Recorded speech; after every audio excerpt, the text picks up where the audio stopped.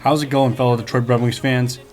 We really need to talk about the Red Wings lineup for next season. So as we know, recently the Red Wings signed their top prospect, Lucas Raymond. But that got me thinking about two other prospects who are already going to be coming overseas next year and were playing in the SHL as well. I am of course referring to Moritz Seider and Jonathan Berggren. Also thinking about the Mantha trade, where we got Vrana and Richard Panik plus draft picks, and if Yzerman has the same offseason that he had last season, there will probably be a lot more exciting players joining the Red Wings organization. So I really wanted to see what our Red Wings lineup could be, and I had to say this is a much better lineup than our last couple seasons, especially at forward. Now this is presuming no trades happen and only re-signs. I'm not going to assume any free agents get signed by us, so this lineup will obviously be different than what's going to happen next fall. First off, young forwards like Rasmussen, Svechnikov, and Smith have been holding their own and proving themselves in the NHL. I believe Rasmussen is going to be earning his spot this season. He just seems to be so much more calm and more like an NHL player than a junior with a big body. I don't think Smith has locked down his spot in the NHL, and given the history, I don't think Svechnikov has either. Now, coming from Sweden, there's no doubt in my mind that Moritz Seider will be joining the team. He earned the second best U21 season as a defenseman in the SHL's history. I also think Berggren will be ready to join the Red Wings, if not at the season opener, then after a month or two getting adjusted to the North American ice in the AHL. There is also the possibility of Joe Veleno. I know the Red Wings are very high on him, but personally I don't think he's ready for the NHL. I think he at least needs another season of development, maybe in the AHL or SHL, whatever the Red Wings see fit. So I'll start off with the easiest part of our lineup, goaltending. Jonathan Bernier has been playing out of his mind lately. We have the cap space. I think Yzerman re-signs Bernier, and we keep our strong but sometimes inconsistent goaltending tandem of Bernier and Greiss.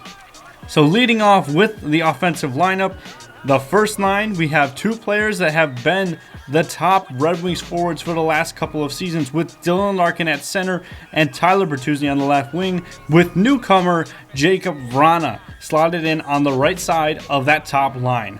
I see this happening only because I feel like Vrana is going to have a really good offseason preparing to play top line minutes and be able to prove that he can play those minutes during training camp and the offseason.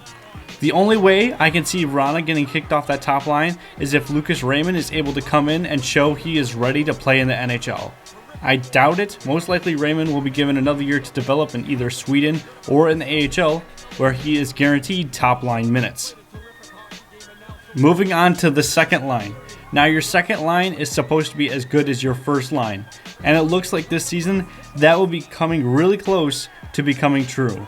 We have young Filip Sedina on left wing with Robbie Fabry at center, and one of our new Swedes, Jonathan Berggren, playing on that right wing.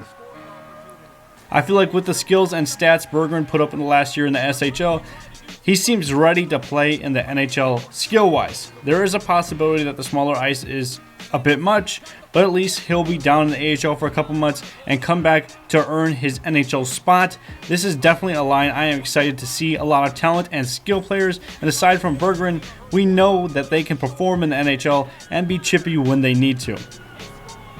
The third line, I felt like Red Wings will try to keep some veterans, as this is still a young team. So I put Sam Gagner on the left wing, Richard Panik on the right wing, and big Michael Rasmussen at center. I feel like Michael Rasmussen has proven he's ready to be an NHL player, and putting him at center on the third line gives him some mentors to teach him and learn his role, and also become really effective as he develops more. Now for why I picked Panik and Gagner, I feel like both of these players have done well and they have the experience, but they also don't seem like they have the same competitiveness as, say, Bobby Ryan. Most likely Bobby Ryan will be trying to go to another team that he can try to compete for the cup. He proved this year that he is still competitive, and he's going to be looking to sign for a place that could give him a chance at the cup. The fourth line, aka the grind line, this is easy. Don't try to fix what's working. I felt like Glending at center with Adam Ernie and Darren Hunt on the wings This line has been a real threat, not only from keeping the other team from scoring, but scoring themselves. Not to mention with Luke Glendening being one of the top players in terms of faceoff percentage in the NHL, he will be very helpful while the Red Wings continue to develop centers like Michael Rasmussen, Joe Veleno, and other prospects.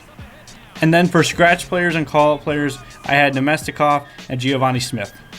So on to the defensive lines. The top line may be more surprising, but I'm going to list off both the first and second line at the same time and then explain why. So the top line, I have Danny DeKeyser and Phil Hronek. The second line, I have Troy Stecher and Moritz Seider. Now, first off, before you hit the dislike button, understand that while I do think Seider has a good chance to make himself our top defenseman next year, but I think the Red Wings are going to choose development and deployment over who is the best player. Putting Seider with who has been overall our best defender this season on the second line not only gives him a chance to learn from one of our best defenders, but also learn the NHL game rather than being forced into facing off against Crosby, McDavid, Kane, and Ovechkin and hurting his development. But I do feel like by the end of the season, Seider will be our best defender and be on our top line. The third line, I have Alex Biega with Christian DeJuice or Dennis Cholowski.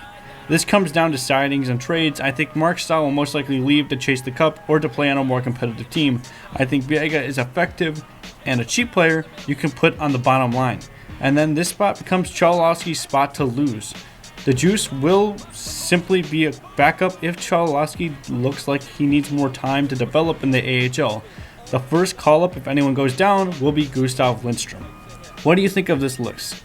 Remember, this is a lineup considering no trades and certain players are being re-signed and some not. If you like this video, please comment and start a discussion below. We also have plenty more videos of interesting topics regarding the Red Wings on this channel. If you like any of the videos, go ahead and hit that like button so we can make more content you like.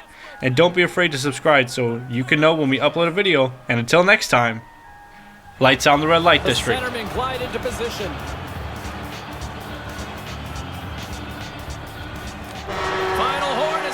Bringing this one to an end.